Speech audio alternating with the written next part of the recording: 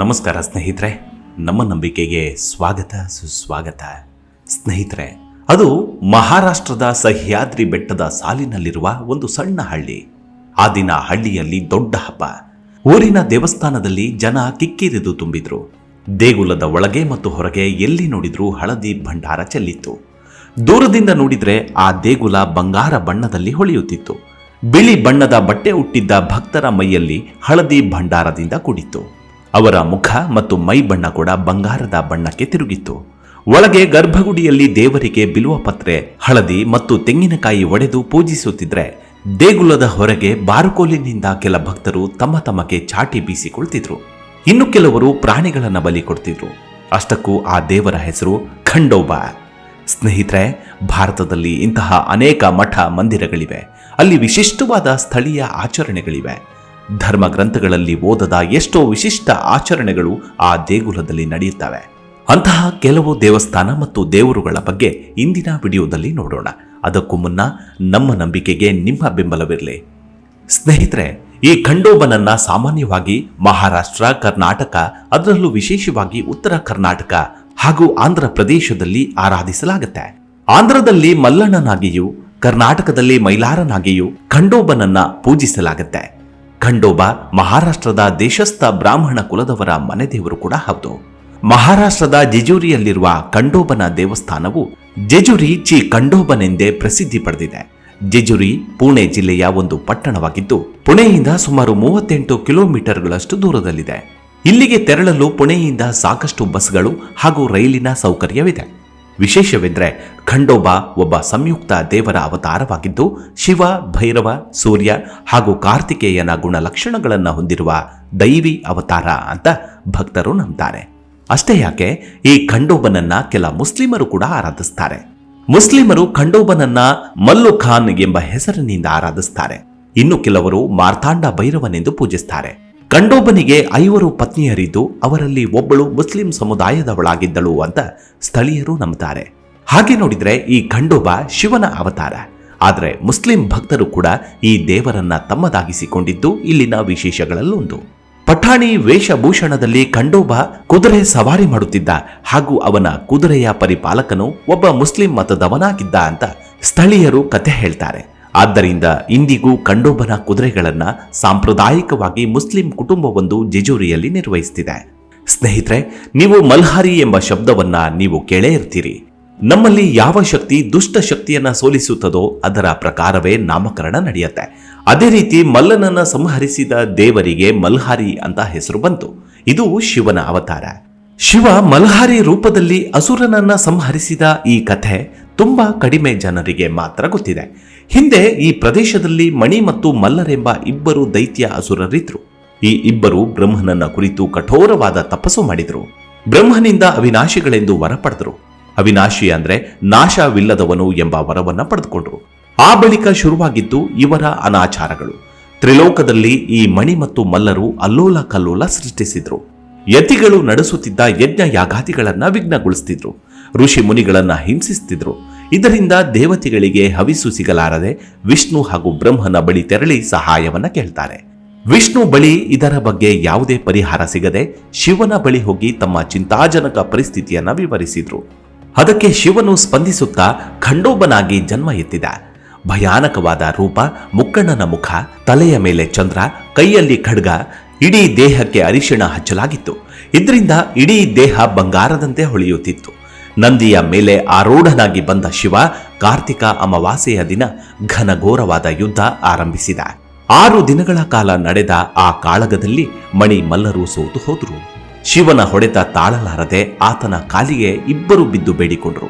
ಮಣಿ ತನ್ನ ಪಾಪದ ಬಗ್ಗೆ ಪ್ರಾಯಶ್ಚಿತ್ತ ಪಟ್ಟ. ಬಳಿಕ ಒಂದು ಬಿಳಿ ಕುದುರೆಯನ್ನ ಶಿವನಿಗೆ ದಾನದ ರೂಪವಾಗಿ ಕೊಟ್ಟು ತನ್ನ ಪ್ರಾಯಶ್ಚಿತ್ತ ಮಾಡಿಕೊಂಡ. ಬಳಿಕ ಸದಾ ನಾನು ನಿನ್ನೊಂದಿಗೆ ಇರ್ತೀನಿ ಪರಮಾತ್ಮ, ನನಗೆ ಅವಕಾಶ ಕೊಡುವಂತ ಮಣಿ ಬೇಡಿಕೊಂಡ. ಈ ಮನವಿಯನ್ನ ಸ್ವೀಕರಿಸಿದ ಮಹಾದೇವ ಅವನಿಗೆ ತನ್ನೊಂದಿಗೆ ಇರಲು ಸ್ಥಾನವನ್ನ ಕೊಟ್ಟನಂತೆ.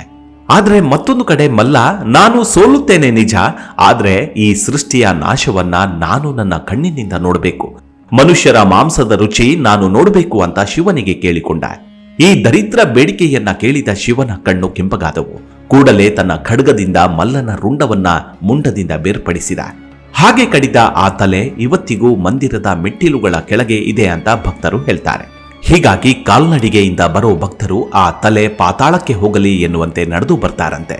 ಇನ್ನು ಈ ಸಂಹಾರದ ಬಳಿಕ ಶಿವ ಸ್ವಯಂಭೂ ಲಿಂಗದ ರೂಪದಲ್ಲಿ ಇಲ್ಲಿಯೇ ನೆಲೆಸಲು ಇಚ್ಛಿಸಿದ. ಖಂಡೋಬಾ ಹೆಸರಿನಲ್ಲಿ ಇಲ್ಲಿ ದೇಗುಲವನ್ನ ನಿರ್ಮಿಸಲಾಯಿತು. ಇವತ್ತಿಗೂ ಮಾರ್ಗಶಿರದ ಷಷ್ಠಿಯ ದಿನ ಖಂಡೋಬನ ರೂಪದಲ್ಲಿ ಶಿವನ ಆರಾಧನೆ ನಡೆಯುತ್ತದೆ. ಅಷ್ಟಕ್ಕೂ ಖಂಡೋಬಾ ಅಂದ್ರೆ ತಲ್ವಾರ್ನಿಂದ ದುಷ್ಟ ಶಕ್ತಿಯನ್ನ ನಾಶ ಮಾಡುವವನು ಅಂತ ಅರ್ಥ. ಇಂದಿಗೂ ಜೆಜುರಿಯ ದೇವಸ್ಥಾನದಲ್ಲಿ ಅರಿಶಿನ ಎಲ್ಲೆಲ್ಲೂ ಹರಡಿಕೊಂಡಿರುತ್ತೆ. ಅಲ್ಲದೆ ಈ ಸ್ಥಳ ಐತಿಹಾಸಿಕವಾಗಿಯೂ ಒಂದು ಪ್ರಮುಖ ಪ್ರಸಂಗಕ್ಕೆ ಸಾಕ್ಷಿಯಾಗಿದೆ. ಅದೇನೆಂದ್ರೆ, ಮರಾಠ ವೀರದೊರೆ ಛತ್ರಪತಿ ಶಿವಾಜಿ ಮಹಾರಾಜ ಈ ಒಂದು ಸ್ಥಳದಲ್ಲೇ ತನ್ನ ತಂದೆಯಾದ ಶಹಾಜಿಯನ್ನ ಬಹು ಸಮಯದ ನಂತರ ಭೇಟಿ ಮಾಡಿದ್ದ. ನವೆಂಬರ್ ತಿಂಗಳಿನಲ್ಲಿ ಖಂಡೋಬಾ ದೇವರ ವಾರ್ಷಿಕೋತ್ಸವವನ್ನ ಅತಿ ಅದ್ದೂರಿಯಿಂದ ಆಚರಿಸಲಾಗುತ್ತೆ. ಈ ಜಾತ್ರೆಗೆ ಸಾವಿರಾರು ಸಂಖ್ಯೆಯಲ್ಲಿ ಭಕ್ತಾದಿಗಳು ಪಾಲ್ಗೊಳ್ತಾರೆ. ಅಲ್ಲದೆ ದಸರಾ ಉತ್ಸವವನ್ನ ಕೂಡ ಇಲ್ಲಿ ಆಚರಿಸಲಾಗುತ್ತೆ. ವಿಶೇಷವಾಗಿ ದಸರಾ ಸಂದರ್ಭದಲ್ಲಿ ಖಡ್ಗವನ್ನ ಮೇಲೆ ಎತ್ತಿ ಅತಿ ಹೆಚ್ಚು ಸಮಯದವರೆಗೆ ಹಿಡಿಯುವ ಸ್ಪರ್ಧೆಯಂತೂ ಆಕರ್ಷಕವಾಗಿರುತ್ತೆ. ಗ್ರಾಮೀಣ ಭಾಗದಲ್ಲಿ, ಅದರಲ್ಲೂ ದಕ್ಷಿಣ ಭಾರತದಲ್ಲಿ ಆರಾಧಿಸುವ ಮತ್ತೊಂದು ದೇವರೆಂದರೆ ಅದು ಮಾರಿಯಮ್ಮ. ತಮಿಳುನಾಡು ಮತ್ತು ಕರ್ನಾಟಕದ ಹಳ್ಳಿಗಳಲ್ಲಿ ಮಾರಿಯಮ್ಮಳನ್ನ ಪೂಜಿಸುವ ಪ್ರಾಚೀನ ಸಂಪ್ರದಾಯವಿದೆ. ಪುರಾಣಗಳ ಪ್ರಕಾರ ಮಾರಿಯಮ್ಮಳ ಆರಾಧನೆ ವೈದಿಕ ದೇವರುಗಳಿಗಿಂತಲೂ ಹಿಂದಿನದು ಅಂತ ಹೇಳ್ತಾರೆ. ಅಂದ್ರೆ ಬಹುಶಃ 4000 ವರ್ಷಗಳಷ್ಟು ಹಳೆಯದು ಅಂತ ನಂಬುತ್ತಾರೆ. ಆದ್ರೆ ಇದರ ಉಲ್ಲೇಖ ನಮಗೆ ಮಹಾಭಾರತದಲ್ಲೇ ಸಿಗುತ್ತೆ. ದ್ರೌಪದಿಯನ್ನ ಈ ಮಾರಿಯಮ್ಮಳ ರೂಪದಲ್ಲಿ ತಮಿಳುನಾಡಿನ ಹಳ್ಳಿಗರು ಆರಾಧಿಸ್ತಾರೆ. ಅವರ ಪ್ರಕಾರ ದ್ರೌಪದಿ ಮಹಾಶಕ್ತಿಯ ರೂಪವಾಗಿದ್ದಳು. ಆದ್ರೆ ಪಾಂಡವರು ಅಂದ್ರೆ ಆಕೆಯ 5 ಗಂಡಂದಿರ ಮುಂದೆ ಆಕೆ ತನ್ನೆಲ್ಲ ಶಕ್ತಿಯನ್ನ ಅಡಗಿಸಿ ಇಟ್ಟುಕೊಂಡು ಒಬ್ಬ ಸಾಮಾನ್ಯ ಸ್ತ್ರೀಯಂತೆ ಇರುತ್ತಿದ್ದಳಂತೆ. ಪಗಡೆಯಾಟದಲ್ಲಿ ಸೋತ ಪಾಂಡವರು ವನವಾಸಕ್ಕೆ ಹೊರಟರು. ಆ ವನವಾಸದ ಸಮಯದಲ್ಲೇ ತಮಿಳುನಾಡಿನ ವನವಾಸಿಗಳಿಗೆ ಅದೊಂದು ರಾತ್ರಿ ಭಯಾನಕ ಮತ್ತು ತೇಜಸ್ವಿ ರೂಪದ ಪ್ರಕಾಶ ಕಾಣಿಸ್ತಿತ್ತಂತೆ. ಅದೇನು ಅಂತ ಹತ್ತಿರ ಹೋಗಿ ನೋಡಿದಾಗ ಒಂದು ಮರದ ಕೆಳಗೆ ದ್ರೌಪದಿ ಕುಳಿತಿದ್ದಳಂತೆ. ಈ ವೇಳೆ ಸ್ಥಳೀಯರಿಗೆ ದ್ರೌಪದಿ ಒಂದು ನಾರಿಯ ರೂಪವಲ್ಲದೆ ಪ್ರಚಂಡ ದೇವಿಯ ರೂಪದಲ್ಲಿ ಕಾಣಿಸುತ್ತಿದ್ದಳಂತೆ. ಹೀಗಾಗಿ ಊರಿನ ಜನ ಆಕೆಯನ್ನ ಪೂಜಿಸಿ ಒಬ್ಬ ದೇವಿಯ ಸ್ಥಾನಮಾನವನ್ನ ನೀಡಿದ್ರು. ಅದರ ನಂತರ ಆ ಬಂಜರು ಭೂಮಿಯಲ್ಲಿ ಮಳೆಯಾಯಿತು ಅಂತ ಹೇಳ್ತಾರೆ. ಅಲ್ಲಿಂದ ಆಕೆ ಅವರ ಪಾಲಿಗೆ ನ್ಯಾಯ ದೇವತೆಯಾದ್ಲು. ಅವರ ರೋಗ ರುಜಿನಗಳನ್ನ ಮಾಯವಾಗಿಸುವ ದೇವಿಯಾದ್ಲು. ಹೀಗೆ ಆಕೆಯನ್ನ ಮಾರಿಯಮ್ಮ ಅಂತ ಕರೆದ್ರು. ಒಂದರ್ಥದಲ್ಲಿ ಮಳೆ ಬರಿಸೋ ತಾಯಿ ಅಂತ ಹೇಳಬಹುದು. ಊರಲ್ಲಿ ಮಾರಿಯಮ್ಮಳ ಪೂಜೆ ಮಾಡೋದ್ರಿಂದ ಯಾವುದೇ ರೋಗ ಅಥವಾ ದುಷ್ಟ ಶಕ್ತಿಗಳು ಬರುತ್ತಿರಲಿಲ್ವಂತೆ. ಮುಖ್ಯವಾಗಿ ಈ ಮಾರಿಯಮ್ಮ ದೇವಿಯನ್ನ ಸಿಡುಬು ರೋಗವನ್ನ ನಿವಾರಿಸುವ ದೇವಿ ಅಂತ ಪೂಜಿಸ್ತಾರೆ. ಇವತ್ತಿಗೂ ಕೂಡ ಅನೇಕ ಹಳ್ಳಿಗಳಲ್ಲಿ ಈ ಮಾರಿಯಮ್ಮ ದೇವಿಗೆ ವರ್ಷಕ್ಕೊಮ್ಮೆ 5 ಅಥವಾ 9 ದಿನಗಳ ದೀಪವಿಡೋ ಪದ್ಧತಿ ಜಾರಿಯಲ್ಲಿದೆ. ಊರಲ್ಲಿ ರೋಗ ಅಥವಾ ಸಾಂಕ್ರಾಮಿಕ ಅನಿಷ್ಟಗಳು ಕಾಣಿಸಿಕೊಂಡ್ರೆ ಆ 9 ದಿನ ಕೇವಲ ಮಾರಿಯಮ್ಮಳನ್ನ ಆರಾಧಿಸಲಾಗುತ್ತೆ. ತಮಿಳುನಾಡು ಮತ್ತು ಕರ್ನಾಟಕದಲ್ಲಿ ಮಾರಿಯಮ್ಮಳನ್ನ ಆರಾಧಿಸುವ ರೀತಿ, ಉತ್ತರ ಭಾರತದಲ್ಲಿ ಶೀತಲ ಮಾತಾ ಎಂಬ ದೇವಿಯನ್ನ ರೋಗ ನಿವಾರಿಸುವ ದೇವಿ ಅಂತ ಪೂಜಿಸ್ತಾರೆ. ಸ್ನೇಹಿತರೆ, ತಮಿಳುನಾಡಿನ ಪ್ರತಿ ಹಳ್ಳಿಯ ಹೊರವಲಯದಲ್ಲಿ ನೀವೊಂದು ಮೂರ್ತಿ ನೋಡಿರಬಹುದು. ಕೈಯಲ್ಲಿ ಖಡ್ಗ ಹಿಡಿದಿರುವ ಯೋಧ ಕುದುರೆ ಮೇಲೆ ಸವಾರಿ ಮಾಡ್ತಿರೋ ಮೂರ್ತಿ ಅದು. ದೊಡ್ಡ ದೊಡ್ಡ ಕಣ್ಣುಗಳು, ಹುರಿಮೀಸೆ ಹೊಂದಿರುವ ಈ ಮಹಾ ಸೈನಿಕನ ಹೆಸರು ಅಯ್ಯನಾರ್. ಈ ಅಯ್ಯನಾರ್ ತಮಿಳುನಾಡಿನ ಜಾನಪದ ದೇವರು. ಅಯ್ಯನಾರ್ರನ್ನ ಪೂಜಿಸುವುದು ಪುರಾತನ ಸಂಪ್ರದಾಯವಾಗಿದ್ದು, ಇದು ಪೂರ್ವ ವೈದಿಕ ಕಾಲದ ಸುಮಾರು 3ನೇ ಶತಮಾನದಷ್ಟು ಹಿಂದಿನದು ಅಂತ ಹೇಳ್ತಾರೆ.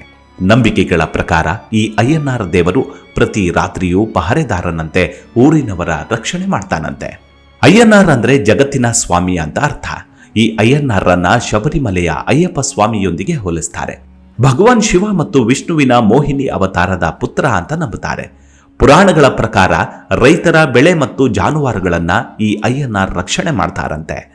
ಈ ಅಯ್ಯನಾರ್ ಒಬ್ಬರೇ ಇದ್ರೂ ಕರೇಯಾಡಿ, ಸೋರಿಮುತ್ತು ಅಯ್ಯನಾರ್, ಕುರ್ಕುವೇಲ್ ಅಯ್ಯನಾರ್, ನಿರ್ಕಾತ್ ಅಯ್ಯನಾರ್ ಹೀಗೆ 100ಕ್ಕೂ ಹೆಚ್ಚು ಹೆಸರುಗಳಿವೆ. ವಿವಿಧ ಪ್ರದೇಶಗಳಲ್ಲಿ ವಿವಿಧ ಹೆಸರುಗಳಲ್ಲಿ ಈ ಅಯ್ಯನಾರ್ ದೇವರನ್ನ ಪೂಜಿಸ್ತಾರೆ. ಈ ಅಯ್ಯನಾರ್ ಇರೋವರೆಗೂ ಯಾವುದೇ ಕೆಟ್ಟ ಆತ್ಮ ಅಥವಾ ದುಷ್ಟಶಕ್ತಿಗಳು ಊರೊಳಗೆ ಬರುವುದಿಲ್ಲ ಅಂತ ಜನ ನಂಬ್ತಾರೆ. ಅಯ್ಯನಾರನ್ನ ಪೂಜಿಸೋದ್ರಿಂದ ಮಳೆ ಬೆಳೆ ಸರಿಯಾಗಿ ಆಗತ್ತೆ. ಈ ಕಾರಣಕ್ಕಾಗಿಯೇ ಅವರಿಗೆ ಕುರಿ ಮತ್ತು ಕೋಳಿಯ ಬಲಿ ಕೊಡಲಾಗತ್ತೆ. ಸ್ನೇಹಿತರೆ, ಅದೊಬ್ಬ ದೇವಿಯನ್ನ ವಿಚಿತ್ರವಾಗಿ ಪೂಜಿಸಲಾಗತ್ತೆ. ಮೃತ್ಯು, ವಿನಾಶ ಮತ್ತು ಸಂಕಟದ ಪ್ರತೀಕವಾಗಿ ಆಕೆಯನ್ನ ಪೂಜಿಸಲಾಗತ್ತೆ. ಆ ದೇವಿಯನ್ನ ಭಕ್ತಿ ಅಥವಾ ಪ್ರೀತಿಯಿಂದ ಪೂಜಿಸೋದಿಲ್ಲ, ಬದಲಾಗಿ ಭಯದಿಂದ ಆಕೆಯನ್ನ ಪೂಜಿಸಲಾಗತ್ತೆ. ಆಕೆಯ ಕಥೆಗಳು ವೈದಿಕ ಕಾಲದ ಪ್ರಾಚೀನ ಗ್ರಂಥಗಳಲ್ಲಿ ಸಿಗ್ತವೆ. ಅಷ್ಟಕ್ಕೂ ಆಕೆಯ ಹೆಸರು ನಿರುತಿ ದೇವಿ. ಹಾಗೆ ನೋಡಿದ್ರೆ ದೇವರು ಅಂದ್ರೆ ಒಳ್ಳೆಯತನದ ಪ್ರತೀಕ ಅಂತ ನಂಬುತ್ತೇವೆ. ಆದರೆ ಕೆಲ ದೇವರು ಈ ರೀತಿ ನೆಗೆಟಿವ್ ರೂಪದಲ್ಲಿ ಇದ್ದಾರೆ. ನೀರಂದ್ರೆ ಯಾವುದೇ ವಸ್ತುವಿನ ಅಭಾವವಾಗುವುದು. ಇನ್ನು ರತಿ ಅಂದ್ರೆ ಲಕ್ಷ್ಮಿ ಅಥವಾ ಸಮೃದ್ಧಿ. ನಿರ್ತಿ ಅಂದ್ರೆ ಲಕ್ಷ್ಮಿಯ ದಾರಿದ್ರ್ಯ ಅಂತಾರೆ. ಹೀಗಾಗಿ ಆಕೆಯನ್ನ ಅಲಕ್ಷ್ಮಿ ಅಂತಲೂ ಕರೀತಾರೆ. ಅಥರ್ವ ವೇದದಲ್ಲಿ ನಿರ್ತಿಯನ್ನ ಎಲ್ಲಾ ರೋಗಗಳ ತಾಯಿ ಅಂತ ಕರೆಯಲಾಗತ್ತೆ. ಆದ್ರೆ ಸರಿಯಾದ ರೀತಿಯಲ್ಲಿ ಆಕೆಯನ್ನ ಆರಾಧಿಸಿದ್ರೆ, ಪೂಜಿಸಿದ್ರೆ ಆ ಎಲ್ಲ ದಾರಿದ್ರ್ಯಗಳಿಂದ ಮುಕ್ತಿಯೂ ಸಿಗುತ್ತೆ. ಮಹಾಭಾರತ ಕಥೆಯ ಪ್ರಕಾರ ನಿರ್ತಿ ಅಧರ್ಮನ ಪತ್ನಿ, ಮೃತ್ಯು ಅವರ ಮಗ, ಹಿಂಸಾ ಅವರ ಮನೆ ದೇವರು. ಋಗ್ವೇದದಲ್ಲಿ ಹೇಳಿದಂತೆ ನಿರ್ತಿಯ ವಂಶಕ್ಕೆ ಯಾರಾದರೂ ಸಿಲುಕಿದ್ರೆ ಆತನ ಕರ್ಮ ಮತ್ತು ಧರ್ಮಗಳು ಕೂಡ ಆತನನ್ನ ಕಾಪಾಡಲಾರವಂತೆ. ಇಷ್ಟೊಂದು ಘನಘೋರವಾದ ನಿರ್ತಿಗೆ ದೇವಿಯ ರೂಪ ಸಿಕ್ಕಿದ್ದಾದರೂ ಹೇಗೆ ಅಂತ ನೋಡೋದಾದ್ರೆ, ನಿರ್ತಿಯನ್ನ ದಾಟಲಾರದೆ ನೀವು ಲಕ್ಷ್ಮಿ ಅಥವಾ ಸಮೃದ್ಧಿಯನ್ನ ಪಡೆಯಲು ಸಾಧ್ಯವಿಲ್ಲವಂತೆ. ಹೀಗಾಗಿ ನಿರ್ತಿಗೆ ದೇವಿಯ ರೂಪವನ್ನ ಕೊಟ್ಟಿರಬಹುದು ಅಂತ ಕೆಲವರು ಹೇಳ್ತಾರೆ. ಒಂದು ಕಥೆಯ ಪ್ರಕಾರ ಆಕೆ ಲಕ್ಷ್ಮಿಯ ಹಿರಿಯ ಅಕ್ಕ ಅಂತ ಹೇಳ್ತಾರೆ. ಇದರ ಅರ್ಥ ನೀವು ಲಕ್ಷ್ಮಿಯನ್ನ ಪಡೆಯಬೇಕಾದ್ರೆ ನಿರ್ತಿಯನ್ನ ಸಹಿಸಿಕೊಳ್ಳಲೇಬೇಕು. ಇತ್ತೀಚೆಗೆ ಈ ನಿರ್ತಿಯ ಪ್ರಭಾವ ಅಥವಾ ಪೂಜೆ ಕಡಿಮೆಯಾಗ್ತಾ ಬಂದಿದೆ.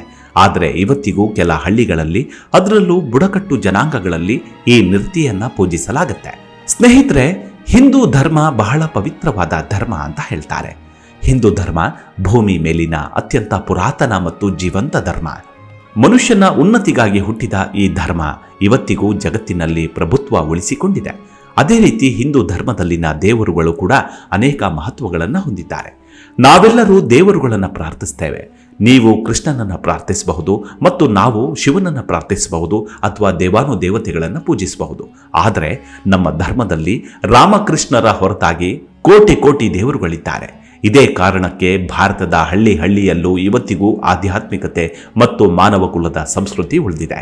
ನಮ್ಮಲ್ಲಿ ಅನಾಚಾರ, ಅಧಾರ್ಮಿಕತೆ, ದುಷ್ಟ ಶಕ್ತಿಗಳನ್ನ ಓಡಿಸೋಕೆ ದೇವರಿದ್ದಾನೆ. ಹಾಗಂತ ಇವೆಲ್ಲ ಮೂಢನಂಬಿಕೆಗಳ ಖಂಡಿತವಾಗ್ಲೂ ಅಲ್ಲ.